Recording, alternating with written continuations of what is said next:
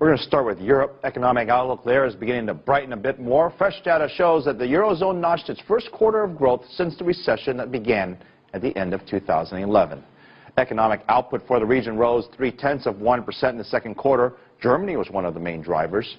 But the European Commission is warning against expecting a full recovery soon. Over in the UK, the unemployment rate there held steady at 7.8% for the last quarter. But that's still well above the 7% target set last week by the Bank of England. The bank's Governor Mark Carney says he'll keep interest rates at a record low until the target is reached. Richard Bestick reports on reaction from the British business community. Companies like Hayward Tyler here have welcomed the certainty given them by the Bank of England's dramatic break with tradition.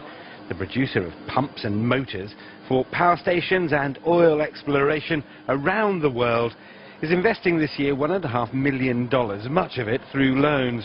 So knowing the cost of cash is critical. Businesses plan years ahead. If we've got the knowledge that interest rates will remain low for 2-3 years, we've got the opportunity then to look at what we can afford, and that all helps in terms of the certainty for the business.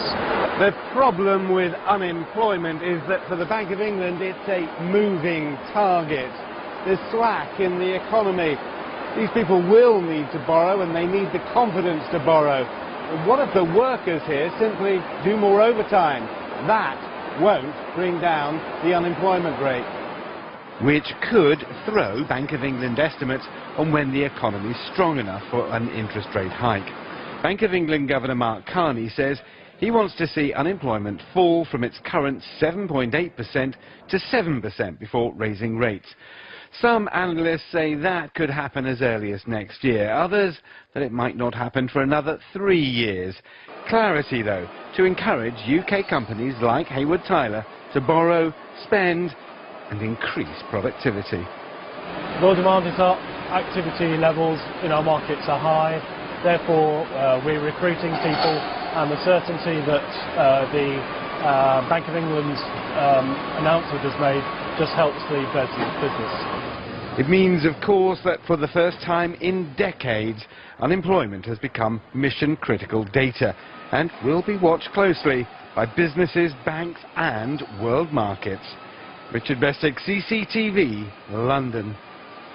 Peter Schiff joins us live from Weston, Connecticut, CEO and Chief Global Strategist at Euro Pacific Capital. Good to see you, Peter. Let me start with these numbers out of Europe. What does it tell us about the overall economy in the UK?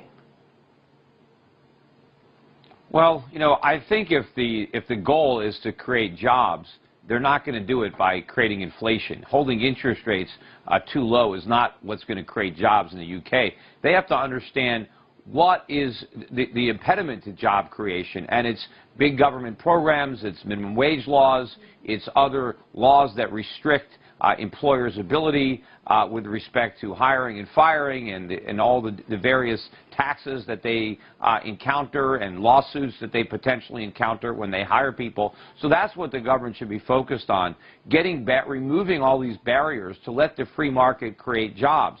But if they think they're going to create jobs by creating inflation and keeping interest rates low, they're wrong. Peter, you and I have had a lot of conversations about different problems around the world, but we've actually never talked about this specific one. That's the youth unemployment, not necessarily just only in the UK, but also the whole entire rest of Europe. And look, they embrace capitalism. They, for the most part, have free markets. What are they doing wrong, and why is this such just a crazy problem when you try to explain this to somebody who lives outside of Europe? Well, you know, the minimum wage law is particularly problematic for young, unskilled people. Now, I know the British, they have some kind of apprentice training wage, but, you know, by the time you get to be 19, I think the full minimum wage applies, which, you know, I think it's close to, in U.S. terms, about $10 an hour. I'm not sure exactly what it is, you know, in pounds, but that's about where it is. But, you know, a lot of people aren't worth that much. They don't have the skills, and, of course, the minimum wage is just the beginning. You know, you have to pay a lot of taxes. On top of that, there's payroll taxes. So the cost of hiring people is a lot higher than just the minimum wage payment. And so for a lot of people, that's a barrier they can't overcome. What about this issue of permanent unemployment? What about this issue of firing people? Because I hear that a lot from a lot of economists.